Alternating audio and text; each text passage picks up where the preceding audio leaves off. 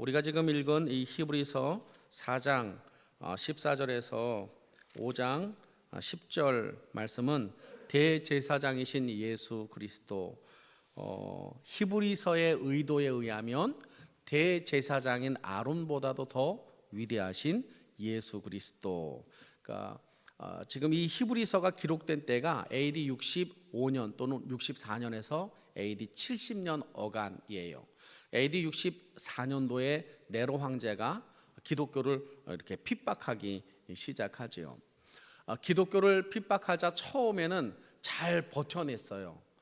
지키고 또 믿음도 세워나가고 또 로마에서도 그들을 그렇게 강력하게 핍박하지는 않았고 이제 나름대로 조절을 하면서 핍박이 네로 황제 때부터 시작이 된 것이지요. 그런데 그 핍박이 시작되자마자 그리스도인들이 동굴 속으로, 무덤 속으로 숨어 들어가기 시작했어요. 네로 황제 또 로마 황제는 로마를 그리스 신화의 나라로 만들기를 원했어요. 그러니까 황제가 신이 되고, 그리고 제우스나 다른 그리스의 신들이 자기들과 함께 신제국을 만드는 것이 꿈이었죠.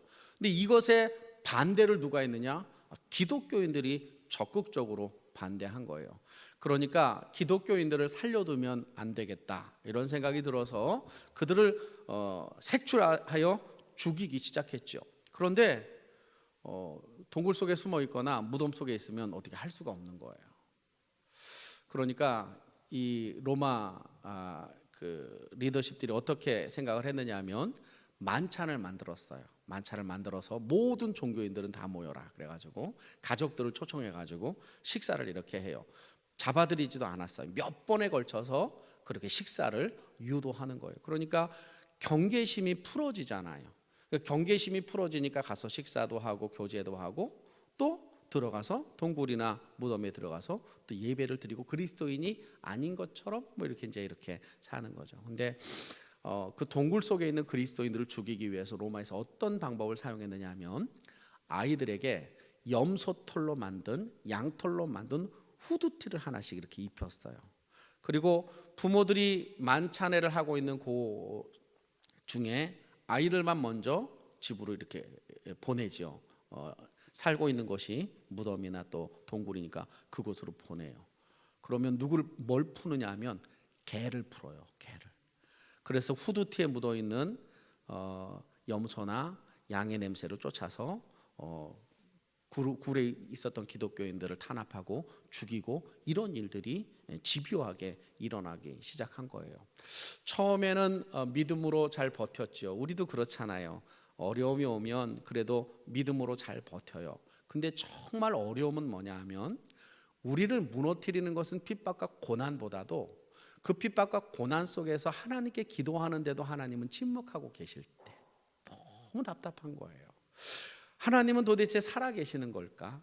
하나님은 우리를 사랑하시는 걸까? 하나님은 내 기도를 들어주시는 걸까? 그들이 너무 힘든 것은 고난이 아니었고 핍박이 아니었고 침묵하고 계시는 하나님이었던 거예요. 그러는 중에 로마는 일부러 유대교는 인정해 주었어요. 국가에서 공식적으로 유대교는 인정해 주었습니다. 그러니까 사람들의 마음이 흔들리기 시작했어요. 하나님을 믿는 건 같은데, 우리는 하나님을 믿는 유대인이었는데 왜 우리가 예수를 믿는 것일까? 하나님 그냥 유대교로 돌아가면 되지 않을까? 이런 생각이 들어서 예수를 믿던 히브리인 유대교인 그리스도인들이 회귀하는 일들이 벌어지게 된 거예요. 그러니까 히브리서를 기록한 저자가 그 상황을 보면서 그러면 안 된다는 거예요. 왜요? 기독교의 관점에서 봤을 때 유대교에는 구원이 없는 겁니다. 유대교에는 구원이 없고 구원은 오직 예수 그리스도로만 주어진다라고 하는 분명한 확신이 있었기에 히브리서 기자는 누구인지 모르지만, 히브리서를 쓴 사람은 누구인지를 모르지만 그들에게 유대교로 돌아가서는 안 된다. 너희들이 유대교인들이 숭배하는 천사 숭배 해서도 안 되고, 너희들이 존경하는 모세를 따라가서도 안 되고, 여호수아를 따라가서도 안 되고, 그리고 대제사장인 아론도 따라가서는 안 된다. 우리가 살 길은 오직 예수밖에 없다라고 1장에서 13장까지 집요하게 예수 그리스도에 대한 이야기를 하는 것이 이 히브리서의 내용입니다. 히브리서 2장 1절을 한번 펴보십시오. 히브리서 2장 1절 같이 읽겠습니다. 우리 가정에 계신 분들도 함께 같이 읽겠습니다. 시작. 그러므로 우리는 들은 것에 더욱 유념함으로 우리가 흘러 떠내려가지 않도록 함이 마땅하다. 여러분들 흘러 떠내려가지 않도록, 믿음에서 흘러 떠내려가지 않도록 우리가 우리의 중심을 잘 잡아야 합니다라고 요청한 거예요. 10장으로 넘어가겠습니다. 10장 25절 같이 읽겠습니다. 시작. 모이기를 패하는 어떤 사람들의 습관과 같이 하지 말고 오직 권하여 그날의 가까움을 볼수록 더욱 그리하자. 주님이 곧 오신다. 예수 붙잡고 우리는 살아야 된다. 우리 함께 모여서 하나님께 예배하자. 이렇게 지속적으로 히브리 기자는 히브리 대상자들에게 편지를 보낸 거예요. 10장 38절 제가 아주 좋아하는 성경 구절입니다. 같이 읽겠습니다. 38절 39절을 같이 읽겠습니다. 시작. 나의 의인은 믿음으로 말미암아 살리라. 또한 뒤로 물러가면 내 마음이 그를 기뻐하지 아니하리라 하셨느니라. 우리는 뒤로 물러가 멸망하는 자가 아니요 오직 영혼을 구원함에 이르는 믿음을 가진 자니라. 우리가 예수 붙잡고 믿음으로 삽시다. 뒤로 물러가면 되지 않습니다. 유대교로 돌아가면 뒤로 물러가는 거잖아요. 유대교로 돌아가면 되지 않습니다라고 강력하게 요청하고 있는 겁니다. 히브리서 12장 12절 히브리서 12장 12절 다시 한번 읽겠습니다. 시작. 그러므로 피곤한 손과 연약한 무릎을 일으켜 세우고 13절을 제가 읽겠습니다. 너희 발을 위하여 곧은 길을 만들어 저는 다리로 하여금 어그러지지 않고 고침을 받게 하라. 다리에 힘을 주어 주님께로 나아가자라고. 그리고 우리의 모든 상처는 주께서 해결해 주신다. 여러분 뒤로 물러가지 마십시오 라고 히브리서는 히브리서를 읽는 대상에게 그렇게 말하고 있는 겁니다. 제가 이 말씀을 히브리서를 계속 이렇게 묵상하면서 저는 어떤 거를 많이 경험하는, 목회 개척부터 지금 여기까지 14년 됐는데 14년 동안 어떤 거를 많이 제 스스로 고백하고 우리 집사람에게 고백하느냐 하면, 야, 어떻게 하나님은 기가 막히게 하나님이 이 말씀을 나에게 주시는가. 우리 성도들에게 하나님 기가 막히게 어떻게 시기적절하게 이 말씀을 주셨는가, 이런 거예요.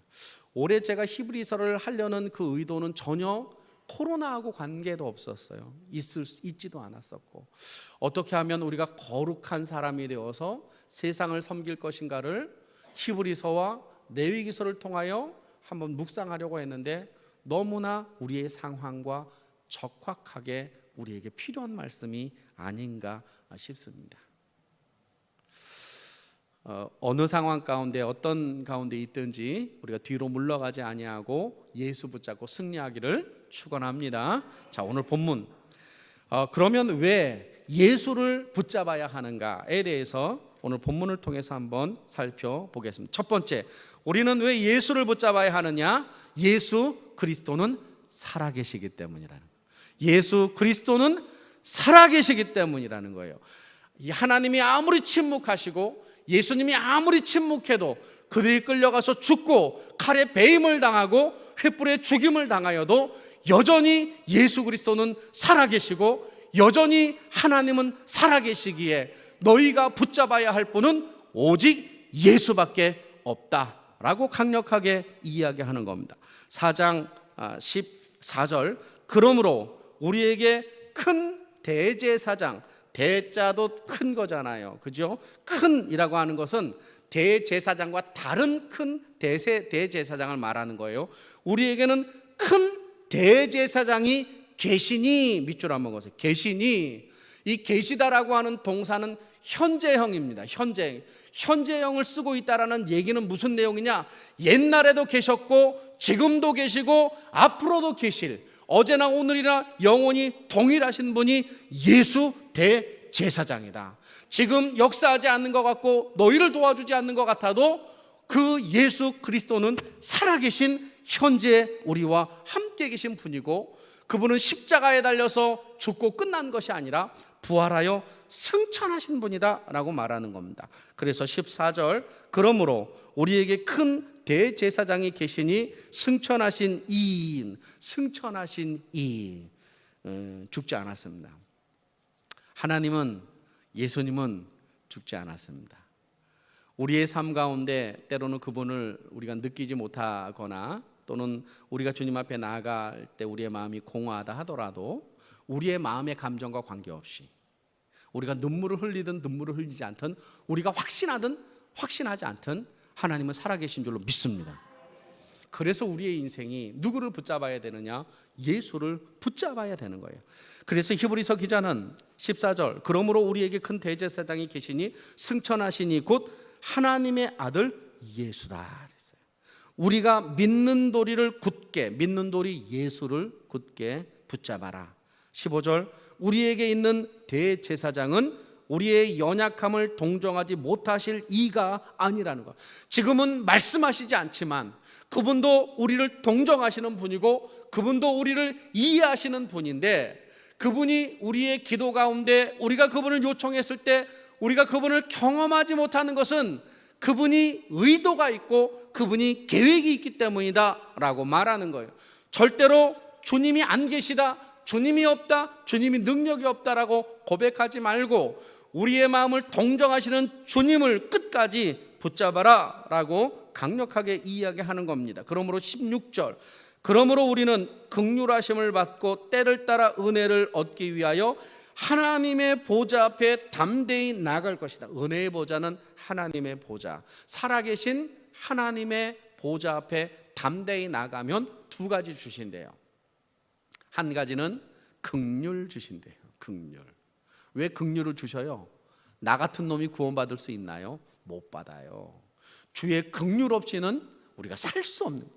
그러니까 하나님의 보좌 앞에, 살아계신 하나님의 보좌 앞에 예수 그리스도의 이름으로 나가면 우리가 얻게 되는 게 있는데, 하나님이 나를 불쌍히 여기시는구나, 하나님이 나를 긍휼히 여기시는구나, 내가 주님의 의 아니고선 살 수가 없구나 라고 하는 주님의 긍휼하심의 마음을 한 가지 얻고, 두 번째, 때를 따라서 하나님이 우리에게 주시는 은혜를 얻게 되는 거예요. 혹여나 지금은 아닐지라도 하나님이 가장 적절할 때에 우리의 삶 가운데 우리에게 때를 따라 그 은혜, 그 사랑을 우리에게 베풀어 주실 줄로 믿습니다. 왜 우리가 주님을 붙잡아야 하죠? 그분은 살아 계시기 때문인가요? 그분이 살아 계신 거예요. 여러분, 주님이 살아 계시다면 과연 우리가 지금 살고 있는 이 모습대로 사는 것이 맞나요? 혹여나 여러분들 중에 이 말씀을 듣고 내가 정말 주님이 살아계시다라는 거 생각하지 않고 살았구나 하면 다시 한번 뒤로 물러가지 말고 믿음을 주님 앞에 가까이 나아가는 저와 여러분 되기를 간절히 소망합니다. 그래서 주님께 우리의 손을 뻗칠 때 주께서 우리를 붙잡아 주시는 거예요. 왜? 공중제비 있잖아요. 서커스에 보면 공중제비를 할 때마다 참 대단하다 이제 이런 거 많이 해요. 공중제비에 보면 두 명이 등장해요. 하나는 그네를 타고 거꾸로 이렇게 누워 있는 사람인데 대부분 남자가 그 일을 담당하고, 그 다음에 제비를 도는 사람은 여자가 나와서 제비를 도는데 얼마나 화려하게 도는지 몰라요. 땅에서도 이게 회전이 안 되는데 공중에서 막 몇 바퀴씩 회전하고 몸을 틀어서, 그리고 손을 딱 갖다 대면 여지없이 그 공중 그네에 거꾸로 매달려 있는 그 남자가 탁 이렇게 잡아요. 공중제비할 때 경력은 누가 더 많은가? 위에 앉아 있는 그 사람이 훨씬 더 많대요. 그래서 그 사람이 서커스의 단장이라든지 책임을 맡고 있는 사람이 그 일을 감당해요. 왜요? 실수하면 다칠 수 있기 때문에. 근데 그 사람은 화려하지 않아요. 그저 매달려서 왔다 갔다 거리고 있는 거예요. 근데 저쪽에서 공중제비를 도는 친구가 휙 돌아서 손을 쫙 뻗치면 여지없이 그가 탁 이렇게 잡아주셔요. 여러분, 하나님은 인격자라고 그랬어요. 내가 손을 뻗지 않으면 안 잡아주셔요. 죄송하지만 우리가 주를 향하여 살아계신 그 주님 앞에 우리의 손을 들을 때 주님은 실수하지 않고 우리를 붙잡아 주실 줄로 믿습니다. 그것이 살아계신 주님이 우리의 인생 속에 역사하시는 그 은혜. 그래서 주님께 손을 내밀어서 손해본 사람 없어요. 여러분, 혈루병 여인 우리가 잘 알잖아요. 12년 동안 재산을 다 탕진해 버렸잖아요. 그런데 어느 날 예수가 지나간다라는 소리를 듣고 예수님 옷자락 만지잖아요. 그때 사람이 인산인해였어요. 예수님의 옷자락에 손단 사람이 그 여자만 있었을까요? 아니요, 많은 사람이 예수님의 옷에 손이 닿았을 거예요. 그런데 혈루병이 치료되고 기적을 경험한 건 그 여인 한 사람밖에 없었던 거예요. 여러분, 우리가 믿음의 손을 들어 살아계신 주님 앞에 손을 내밀 때 어려운 상황 속에서도 주님이 우리를 붙잡아 주실 줄로 믿습니다. 지금 사회적 거리두기가 무브먼트예요. 운동이죠.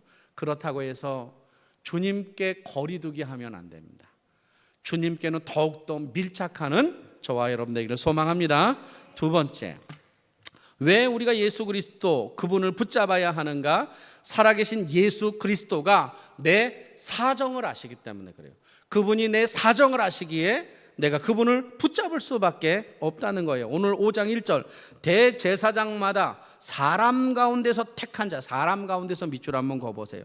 만약에 대제사장을 천사로 두었다, 그러면 천사는 사람 몰라요. 사람 마음 모르지요. 어떻게 자녀를 먼저 보내고 정말로 가슴앓이 하는 그 부모의 마음을 알겠어요. 병자의 마음을 어찌 알겠습니까? 실패한 자의 그 마음을 어떻게 알겠습니까? 그래서 대제사장, 하나님과 사람 사이를 연결하는 그 직무를 맡는 대제사장은 사람이어야만 하는 거예요. 사람이어야만. 그래서 사람 가운데 택했고 하나님께 속한 일에 사람을 위하여 예물과 속죄하는 제사를 드리게 한 것이에요. 2절에 보니까 그는 무식하고 무지하고 미혹된 자다. 이렇게 정결하고 깨끗하고 율법 잘 지키고 흠이 없는 사람 안 뽑았어요. 대제사장으로는. 대제사장, 죄송하지만 우리는 생각할 때, 여러분, 제가 죄를 많이 안 짓죠? 예? 그런가요? 장로님들 계시는데 장로님들이 여러분보다 죄를 더 안 지을까요? 왜 이렇게 큰 소리로 그렇게 장로님 채통이 있지 그렇게 큰 소리로 얘기하면, 권사님들 또 집에 계신 권사님들 많은데 자녀들보다 권사님 권사 됐다고 더 믿음 좋나요? 권사님들은 역시 단합이 잘 되는 것 같아요. 대답이 없어요. 여러분, 대제사장은 흠이 없고 완벽하며 거의 하나님 보시기에 괜찮은 사람으로 세우지 않았습니다. 하나님이 대제사장으로 누굴 세웠느냐? 무식한 자를 세웠어요. 무식한 자, 무지한 자를 세웠습니다. 그리고 대제사장으로 누구를 세웠느냐? 미련한 자를 세웠습니다. 미련한 자, 무식하고 미련하여 앞뒤를 분간 못하는 거예요. 그러니까 모세가 시내산에 올라가서 그들이 기대하고 고대했던 시간보다 조금 늦게 내려오니까 백성들이 뭐라고 그래요? 하나님을 만들자. 하나님을 만들자. 그때 아론이 뭐라고 그래야 돼요? 하나님은 눈으로 보이지 않는다. 하나님은 지금까지 구름 기둥과 불 기둥으로 우리를 인도하지 않았느냐? 하나님을 형상화시킬 필요 없다. 좀 말해야 되는 거 아니겠습니까? 그리고 그들의 말이 움직이지 말아야 되지 않겠습니까? 근데 백성이 말하자 그가 움직이는 거예요. 너희의 금을 다 뽑아라, 가져와라. 그리고 금송아지를 만들어 뭐라고 외쳤어요? 무식하게. 이는 우리를 애굽 땅에서 인도하여 낸 하나님이라고 했어요. 그러니까 뭘 아는 거예요? 사람이 얼마나 무식하다는 걸 누구는 알아요? 제사장은 아는 거예요. 사람이 얼마나 미혹되기 쉽다는 걸 누구는 아는 거예요? 제사장이 아는 거예요. 여러분, 제가 설교할 때 여러분이 죄 짓고 사는 거 제가 잘 알잖아요. 왜 잘 알아요? 저는 그냥 알려주시니까. 여러분, 초록은 동이라고 그랬어요. 같은 거예요. 제가 목사의 직분을 가지고 있지만 그렇다고 더 깨끗하거나 여러분보다 더 많이 경건적인 생활을 하거나 그렇지 않습니다. 우리는 여전히 죄성을 가지고 있는 죄인인지라 내 직분에 관계없이 연약한 거예요. 그래서 인간인 우리도 무엇을 할 줄 알아요? 연약한 자를 위로할 줄 아는 거예요. 그런데 이 연약한 자는 한계가 있는 거예요. 자기도 죄를 가지고 있기에 완벽하게 사람의 마음은 아는데 하나님의 마음은 정말 모르는 거예요. 그러니까 하나님께서 하나님의 마음도 알고 우리의 사정도 안 한 분을 보내셨는데 그분이 바로 예수 그리스도인 거예요. 예수 그리스도를 천사로 보내지 않았어요. 예수 그리스도를 위대한 어떤 이렇게 사람이 아닌 다른 것으로 보내지 않았어요. 우리와 똑같이 정말 죄송합니다. 주님은 무식하지 않지만 무식한 것을 알고, 주님은 미혹되지 않지만 미혹이 무엇인지를 알아요.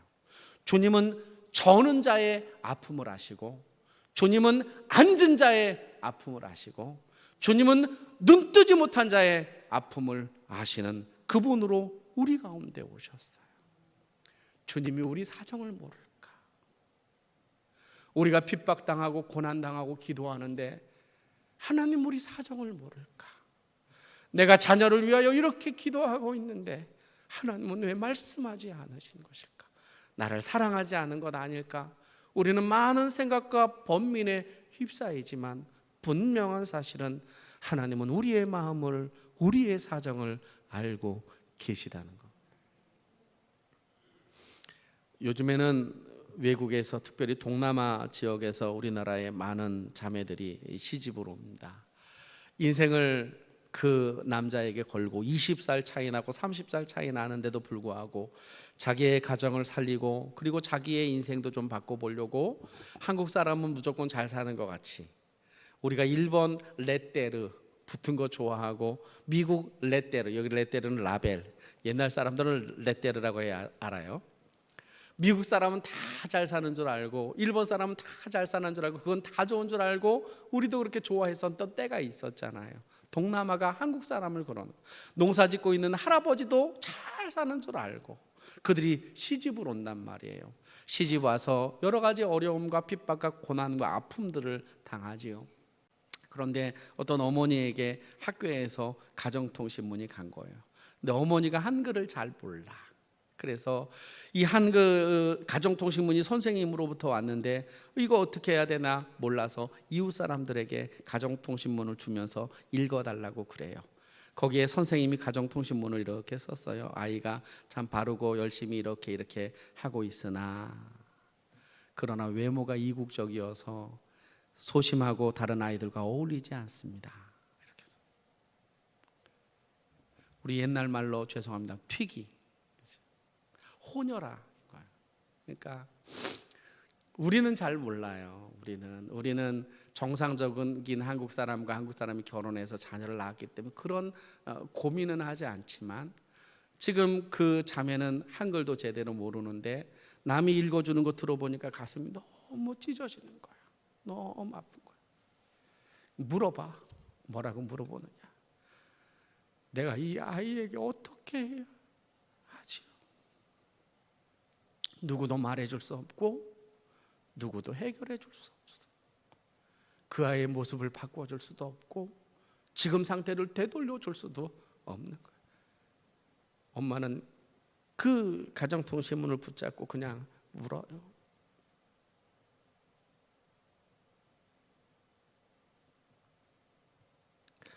주님은 그 사정을 하셔요. 우리의 마음, 우리의 아픔, 우리의 역경, 우리의 고난, 우리가 주님을 붙잡아야 하는 것, 우리가 예수를 붙잡아야 하는 것, 그 누구도 이해해 줄 수 없는 그것을 주님이 이해해 주시고 해결해 주실 줄로 믿습니다. 오늘 본문 14절에 15절에 보면 우리에게 있는 대제사장은 우리의 연약함을 동정하지 못하는 이가 아니요 모든 일에 우리와 똑같이 시험을 받으신 이로되 죄는 없으시다 밑줄 거세요. 죄가 없다는 것은 깨끗하다는 걸 말하는 게 아니에요. 죄가 없다라고 하는 것은 죄가 있는 인간이 못하는 것 해주실 수 있다는 거예요. 죄의 문제도 해결해 주실 수 있고 육신의 문제도 해결해 주실 수 있는 분이 누구냐? 그분이 바로 예수 그리스도이시죠. 여러분, 기도의 자리에 가셔야 합니다. 우리가 주님 앞에 내 사정을 하시는 주님 앞에 나아가 모든 걸 다 하시지만 하나님이 모든 걸 다 하심에도 불구하고 우리에게 기도를 요청하신 것은 우리의 필요를 채우는 방법이 기도이기 때문에 그런 거예요. 그러므로 내 사정을 하시는 주님 앞에 우리가 거뜬히 나가 살아계신 주님을 경험하게 되는 저와 여러분 되기를 간절히 소망합니다. 마지막으로 오늘 본문 대제사장이신 예수 그리스도, 우리가 그분을 붙잡아야 할 그 이유, 중보자 예수, 그분은 어떤 분인가? 내 예수 그리스도가 내 영혼을 책임지시기 때문에 그렇습니다. 예수 그리스도가 내 영혼을 책임지시기 때문에 그렇습니다. 오늘 본문 5장 5절에 보면 또 이와 같이 그리스도께서 대제사장 되심도 스스로 영광을 취하심이 아니요 오직 말씀하신 하나님이 그를 이 땅에 보내셨는데, 하나님의 아들인 그를 보내셨는데 그는 아론 레위의 지파의 제사장이 아니라 멜기세덱의 지파의 제사장으로 불림을 받는다라고 했습니다. 6절 또한 이와 같이 다른 데서 말씀하시되 내가 영원히 멜기세덱의 반차를 따르는 제사장이다. 멜기세덱, 여러분 창세기에 보면 아브라함이 소돔 땅에 자기 로카 롯이 그 소돔 북쪽 지역에서 민족들이 내려와서 소돔 사람들을 끌고 가죠. 근데 318명 군사를 데리고 가서 그들을 무찌르고 그리고 다시 돌아오는 중에 누구를 만나느냐? 멜기세덱을 만나요. 근데 멜기세덱은 독특한 직위를 가지고 있어요. 그 직위가 뭐냐면 왕이고 제사장인 거예요. 왕이고 제사장. 이 직위는 구약 성경에 없어요. 왕이고 제사장. 여러분, 사울이 버림받은 이유는 뭐냐면 그가 왕이었는데 제사장이 드려야 할 제사를 지냈기에 주님이 그를 버리셨어요. 제사장과 왕은 같을 수가 없는데 희한한 건 뭐냐면 멜기세덱은 왕과 제사장 두 가지를 가지고 있어요. 근데 이 사람은 어디서 온지는 몰라. 이 살렘 왕인데 이 살렘이라고 하는 건 샬롬의 어근을 가지고 평강의 왕. 어딘지 몰라요. 그러나 이제 우리는 신약을 알고 있기 때문에 그가 예수 그리스도의 현현이다라고 알고 있는데, 왕이면서 제사장인 분은 아론, 육신을 가지고 있는 아론 그 계열이 아니라 멜기세덱의 반차를 가지고 멜기세덱의 족보를 따르는 예수밖에 없다. 예수는 왕이시고 예수는 제사장이시다라고 하는 것을 말하고 있는 거예요. 오늘 본문 7절 그는 육체에 계실 때에 자기를 죽음에서 능히 구원하실 이에게 심한 통곡과 눈물로 간구와 소원을 올렸고 그의 경건하심으로 말미암아 들으심을 얻었느니라. 하나님이 그의 고통을 받으셨어요. 이 고통은 무슨 고통? 십자가의 고통. 겟세마네 동산에서 주님이 3번이나 반복해서 기도하잖아요. 아버지여 나의 원대로 마옵시고 아버지의 원대로 하옵소서. 3번이다라고 하는 것은 딱 3번만 말하는 것이 아니고 많이 그가 기도했어요. 왜 많이 기도했어요? 제자들이 잠잤어요. 여러분 잠이 몇 분 안에 듭니까? 여러분은 탁 누우면 하나 둘 레드 선 자버리나요? 저는 그래요.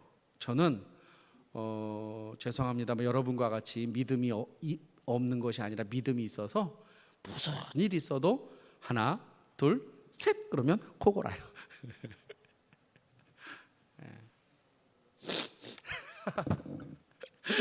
신장로님도 저하고 똑같은 믿음인가. 근데 이 중에 그런 믿음 없는 사람 많아요.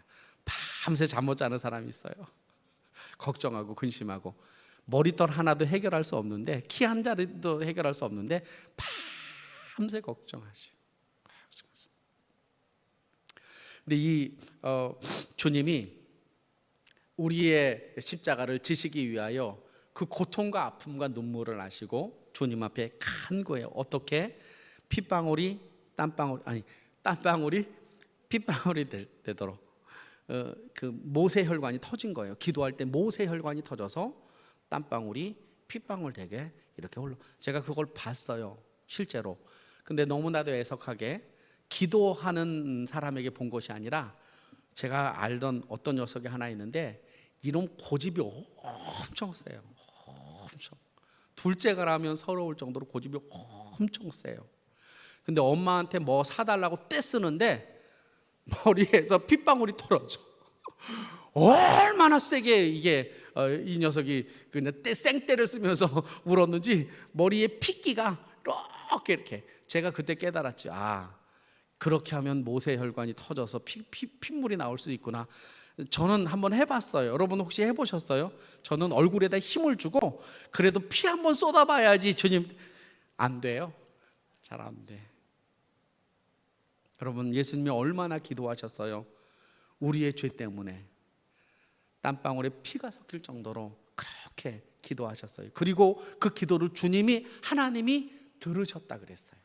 하나님이 들으셨다는 게, 그래 내 원은 있지만 내가 구원할 저 사람들을 위하여 내가 죽어야 한다라고 주님이 주님의 원을 그에게 실천시키셨어요. 그리고 그를 십자가에 달려 죽이셨죠. 그래서 나는 부족하고 연약하고 무식하고 무지하고 그리고 미혹되고 벌레만도 못하지만 그 십자가에 달리신 예수 그리스도를 붙잡기만 한다면 우리의 영혼은 살 줄로 믿습니다.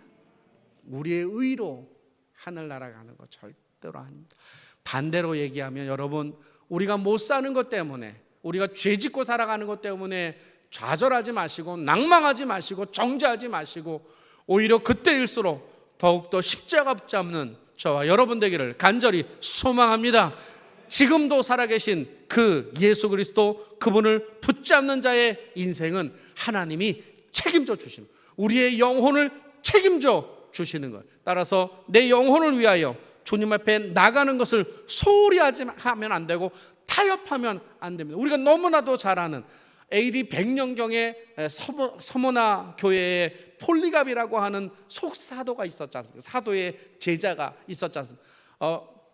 총독이 얘기하잖아요. 말로만 안 믿는다라고 말해라. 그럼 내가 너 살려줄게 라고 말했어요. 그때 이 폴리갑이 이렇게 얘기했어요. 86년 동안 나에게 아무런 잘못을 하지 않는 하나님을 내가 모독할 수 없다. 그리고 그는 화형당했습니다. 그는 어디에 가 있을까요? 예? 죄로 끝났을까요? 그의 영혼은 하나님이 그를 붙잡고 계시는 줄로 믿습니다. 우리가 살아갈 때 타협할 수 있습니다. 타협할 수 있어요. 그럼에도 불구하고 예수 십자가로 이번 한 주간도 우리의 영혼이 강건하여지고 날마다 새로워지는 저와 여러분 되기를 간절히 소망합니다. 이 시간 함께 기도합시다. 주님의 십자가를 생각하며 예수 그리스도 그분을 생각하며 이 시간 나를 돌아보며 기도합시다.